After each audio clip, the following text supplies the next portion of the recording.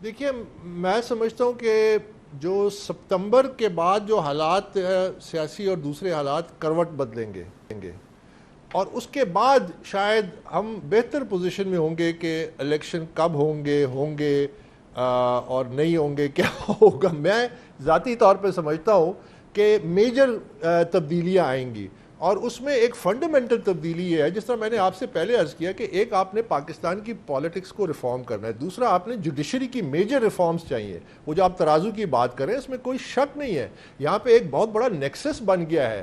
یہ جب آپ کو یاد ہو 2007 اور 2008 کی جو تحریک تھی ججز کی بحالی کی، اس میں کیا نعرے لگے تھے؟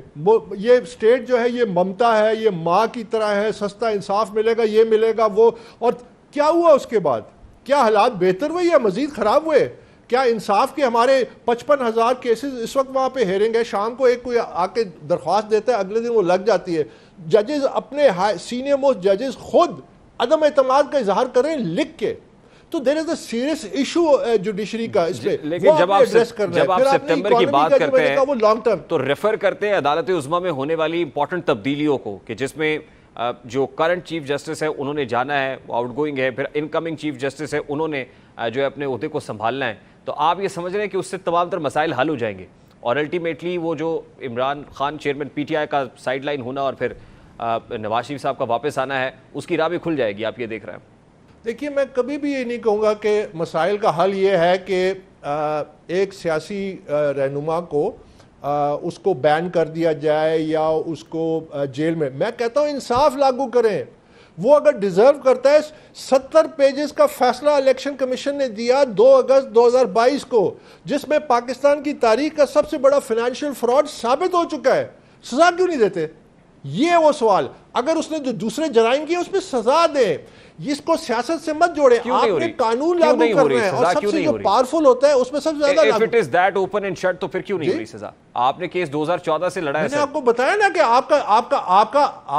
آپ کا جو دیکھیے آپ کا جو اس وقت نظام ہے یہ میں اسی لیے آپ نے صحیح بات کی، جو سپٹمبر کے حوالے سے تبدیلیاں، یہ اس وقت جا کے حقیقت سامنے آئے گی کہ کیا ہم نے ان ایشوز کو ابھی ایڈریس کرنا ہے اور یہ جوڈیشری کو ریفارم کرنا ہے، اور اس کے بعد یہ جو سارا معاملہ ہے جو چلتا آ رہا ہے۔ دیکھیے پچھلے 6-8 مہینوں میں انصاف کے تقاضے نہیں پورے کیے گئے، انصاف کا جنازہ اٹھا ہے، ایک دفعہ نہیں کئی دفعہ اٹھا ہے۔ میں تو 8 سال سے بھگت رہا ہوں، میں تو 200 میں نے پیشیاں بھگتی ہیں، 13 ریٹ پٹیشنز بھگتی ہیں، میں تو فرسٹ ہینڈ جانتا ہوں۔ میں 4 سال اسکروٹنی کمیٹی میں الیکشن کمیشن کے ساتھ بیٹھا ہوں۔ آپ الیکشن کی بات کرتے ہیں، الیکشن کمیشن کے میں جو بیٹھتا تھا اسکروٹنی کمیٹی میں تو اکثر تو ہم ادھر ادھر کی باتیں کر رہے ہوتے تھے، کیونکہ اسکروٹنی تو ہو رہی نہیں تھی، وہ تو آخر میں جا کے ہوئی۔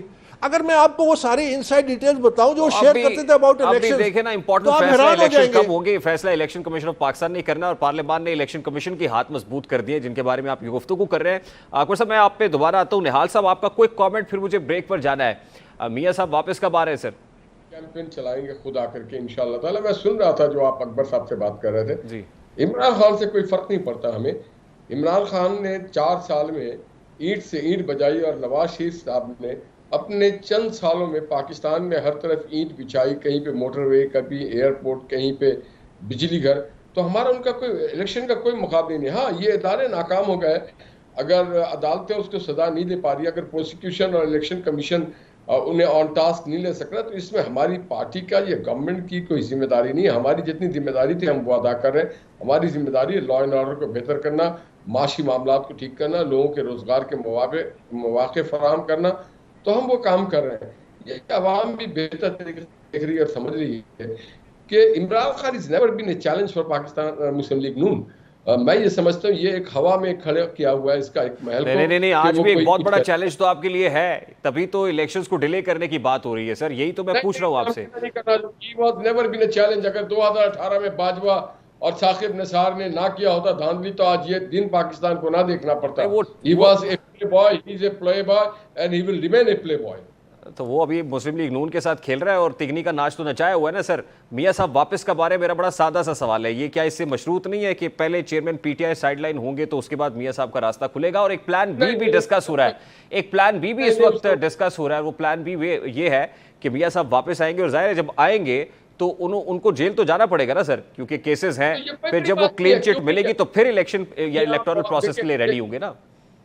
ریحان بھائی اس میں دو بات ہے, میاں صاحب سالوں جیل میں رہے ہیں, عمران خان کی طرح جیل سے بھاگے نہیں ہیں, عمران خان کی طرح ان کو جیل سے خوف نہیں آتا رہا, وہ بیٹی کا ہاتھ پکڑ کے آتے ہیں اور سیدھا اڈیالہ جیل جاتے ہیں, مگر آپ کا نظام کیا کرتا رہا. میں سمجھتا ہوں کہ آج یہ شرم کا مقام ہے پورے پاکستان کے لیے کہ ایک شخص کو سارے نے بے قصور ثابت کر دیا, ہر گلی سے کوچے سے آواز آ رہی کہ نواز شریف کے ساتھ زیادتی کی گئی, اس کے بعد بھی وہ از خود نوٹس نہیں لے رہے ہیں, اس کے بعد بھی وہ سو موٹو نہیں لے رہے ہیں, اور وہ لیں اور لے کر کے اپنے بینچ بنائیں اور کہیں گے جی ہمارے جو ساتھیوں نے زیادتی کی تھی وہ قرار واقع ان کو سزا دی جاتی ہے. I have to take a very quick short break. بہت بہت شکریہ آپ کے وقت کے لیے. اکبر صاحب ہمارے ساتھ موجود ہیں.